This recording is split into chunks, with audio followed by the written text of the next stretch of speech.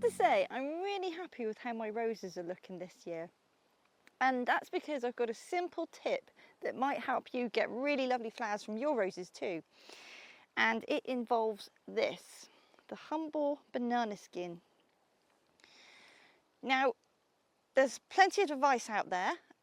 You could go and buy some rose food, and that will do pretty much the same thing. And there will be a lot of people who say you must chop these up and you must stew them in a tea, etc., etc. But I found that just let's keep things simple, cheap and simple. So for me, all I do is I just pop this banana skin as it is around the base of my rose bush. And what that does, it will break down over time and it will release its essential nutrients which the rose absolutely loves to flower, and that is potassium and phosphorus. So this particular rose is a climber. So like a rambler, it will produce long stems which you can train over arches and pergolas and fences, etc. The difference between them is a rambler will generally produce all of its flowers in one go, and then that will be it for the whole year. With a climber like this one, it will continue to flower throughout the summer and in the autumn, and sometimes as far as December. I have had roses in December. That will be helped if I deadhead any that have already spent. So if I chop these off, it will encourage the bush to produce more flowers. So like a lot of people, I could have gone and bought some proprietary rose food, and there's nothing wrong with that. But for me, this is cheap, it's simple, and it produces the goods.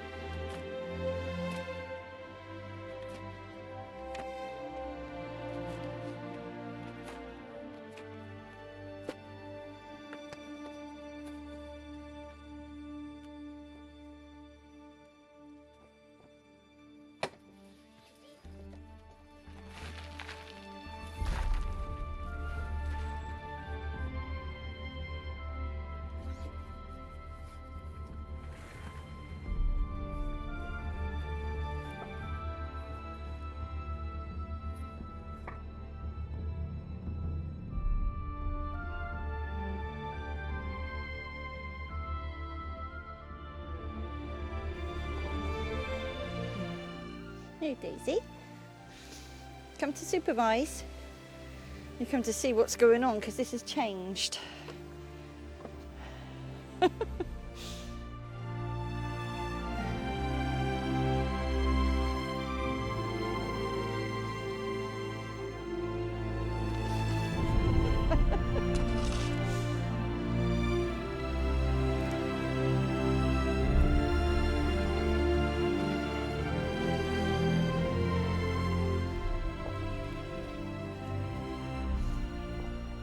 So all this is leaf mould. I don't know why they call it leaf mould. It's basically composted leaves. I probably would have liked to have left this a little bit longer, but this is fine just for filling in a few gaps here. It's something obviously that we have in excess in the autumn. These trees, especially down our drive here and outside this cottage, they drop an abundance of leaves over a couple of months, and we gather them all up, and we've got little wire bins that we go and chuck them all in, and within weeks it's gone from this big to this big. It works so effectively, and it's a brilliant use of a resource that would normally be just scooped up and chucked away. So we love leaf mould. We love it. Can I just point out, it is raining. I don't mind the rain, but have you seen Daisy?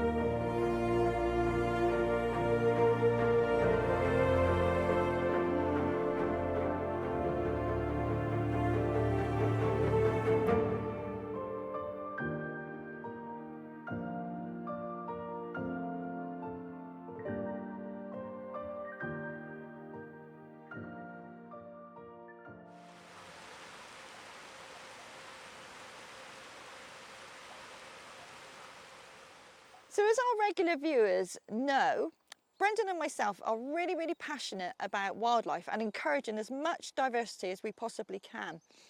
And we do that by letting lots of areas grow wild. We've made a lovely big bug house. We've got a bee hotel, nest boxes, bird feeding stations, green roofs, you name it, we're trying to do it. But the main thing, of course, is this big wildlife pond. There's no fish in this pond, it's strictly just for wildlife. And yesterday there was a new visitor, and it was a heron, and he landed right here on this swing chair. Now, we tried to take some footage, and we have got some footage of him, but it's quite shaky and it's quite sneaky because he was very shy, and we didn't want to scare him off. And he's started to come, we've noticed, for about the last week, so he's getting quite regular. Now, we're being sent some cameras, and one of them is a wildlife camera. And what we're hoping from that is, if we set it in the right place, especially around this pond area, that we're going to capture some really good footage of the heron. And the bonus to that is, of course, that we might capture footage of any other creatures that venture up to the pond. And also it covers the area behind the pond, which is the orchard, where those sneaky deer have been coming in and chewing my trees. So we're very excited about getting that, and we're very excited about setting it up, and we're really looking forward to sharing that footage with you.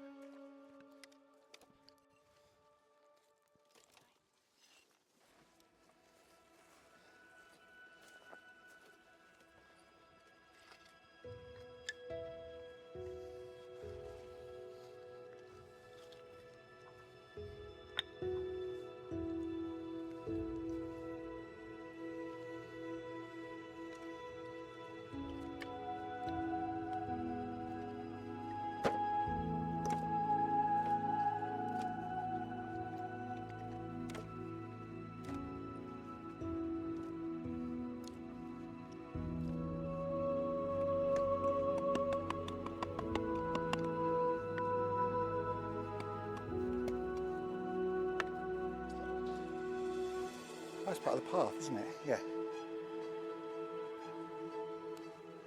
Right.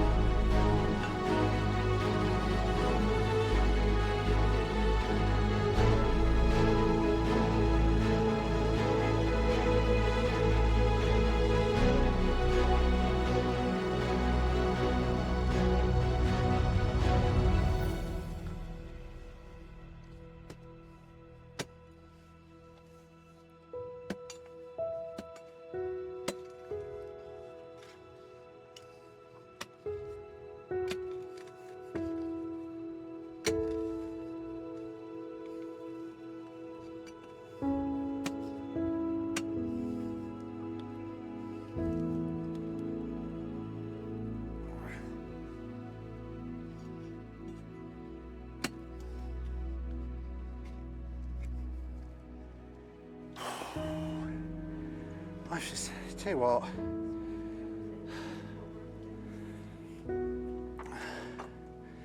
It's just too hot.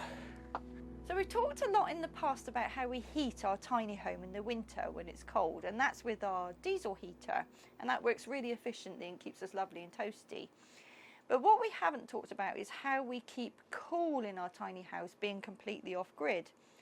Now our solar system, good as it is, wouldn't cope with an air conditioning system. So the next best thing for us was to get a really good fan. So Brendan, obviously, as he always does, did lots of research into this before we came, and he purchased this one, which isn't cheap, and we're not sponsored by them in any way or anything like that, but it's worked really, really well for us. It is a Miko. It is really, really quiet. So at night when you're trying to sleep, which is when you want the fan the most, it won't disturb your sleep. You can also turn the lights off and everything. That's a bonus. There's a timer, so you can turn it off, set it so when it's a bit cooler later on in the evening you can switch it off. But it's really low wattage, so it can cope with being on our inverter for the entire evening, or failing that we can use it off our battery powered generators. But it's one of those little success stories. We've had some ups and some downs, and as life is always the way. But it is one of our success stories, and it does keep us cool when we really, really need it, and also the cats.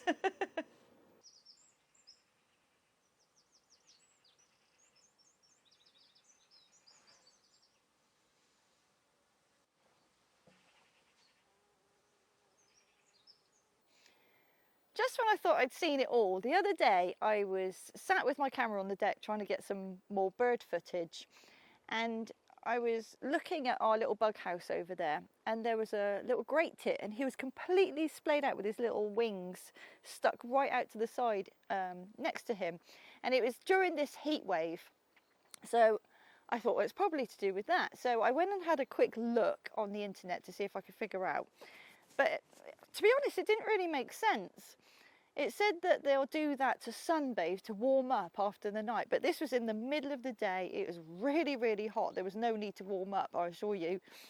And so other things that it said were that possibly that it was cooling down. So it sort of fluffed its feathers up as well. So maybe it was trying to release some of the heat in itself. Also, the other thing that I saw was that it was trying to get rid of some parasites or mites, things like that. And it did a little bit of pruning. And believe me, it looks awful. It looks like it's actually suffering in some way, but it just popped itself back up and flew off as normal. So it's completely normal behaviour. But I've not seen anything like that.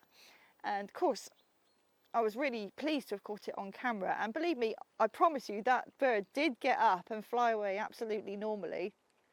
But if you know anything more than I do, I'm a wildlife, I'm knowledgeable about wildlife, but I'm certainly no expert. So if there's anybody out there who does know any better that what might have been going on there, I'd love to know in the comments. But it just goes to show you just never know what you're going to see.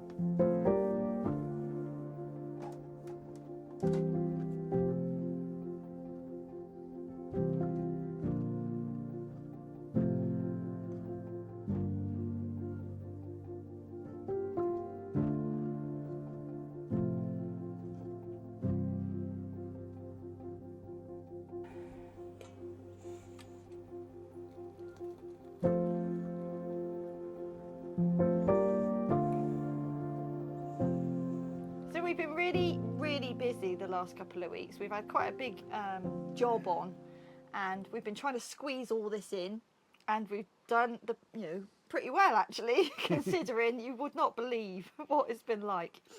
also there's been this heat wave. Now, Brandon and I came to Ireland because the likes of Portugal, etc., were just too hot. Well, I know, yeah. we weren't expecting this, and I'm sure everybody's really enjoying it, and I get that. But for us at the moment, it's unbearable. We prefer it just so. Yeah, yeah. 20 degrees is nice, but Yeah, we're just not sun worshippers, are no, we? not at all, no. Well, actually, that's not true. I like the sun. I just don't like the heat. Yeah, yeah. Yeah. It's just because we're always busy, isn't it? We always want to get things done. So it is lovely, but we're not very good at lounging around, are we? Enjoying it in the No, sun, sort of thing. So no. yeah, although we should do, because we should enjoy it more. But yeah, we like to be busy, don't we? But yeah, it's been a really, really, really busy time at the moment. Our work's actually changing soon, so we're going to have a lot more time to do this. But it's been a real struggle at the moment. Hence why we haven't really hardly done anything on the cottage this week. We were hoping to get like at least 4 or 5 hours one day and a few hours another day, but in this heat, it's just unbearable. So yeah, we've done the best we can, but Yeah, I'm actually perspiring right now. That's is that the polite lady's word to say? I think. The fan has helped. yeah, fan's brilliant. That we were talking about in the video there. That's really, we wouldn't have been able to sleep at night without that. Our insulation's great, and it keeps it fairly cool in there. There is a certain temperature difference, but my goodness, everybody's in the same boat, aren't they? It's awful. Yeah. We now know that Limpy, our resident magpie, has got a baby. I'm so excited. You'd think I'd had another grandchild. Well, they are. They're like our little adopted wild family. But anyway, I'm trying really hard at the moment to get some footage of that, so I can show you. But he's very protective, and he's very cautious of any movement. So I'm going to have to, I don't know, go into full camo to get that. But we talked about doing this 5-year time lapse, and we're planning on getting it out next week. Yeah. I mean, please don't hold us to that. We're trying really hard, and we're going to do our best. We think we've got a way that we can do it. But it's going to be very interesting because, as we said, it's 5 years, and that's from the moment we met to right now. And there's a lot that incorporates that. So it's when we met, which was during COVID. It's deciding on our future, because we fell in love really quickly. And then we built the tiny house, of course. When we moved to a new country, there was a lot of decisions around that. And what it was like here when we first got here. And of course, right up to the present moment. And setting up our business and all the dramas along the way. There were lots of highs, but there were also lots of lows and lots of very sad moments, and alongside very, very happy moments. So we're looking forward to sharing that with you, and also you'll get to know about us more personally. So who exactly we are, what we they might not want to know. No. What we're about, just a little bit more about our character and how we've got to where we are now. Yeah. So that's going to be coming up hopefully next week. Isn't it? It's so hot, isn't it? Yeah. So we're looking forward to that. Yeah. So we'll see you next week, 7 o'clock, on Saturday. Yeah. See you then. Take care. We're going to go in and get in the cool. Yeah. Bye for now. Bye.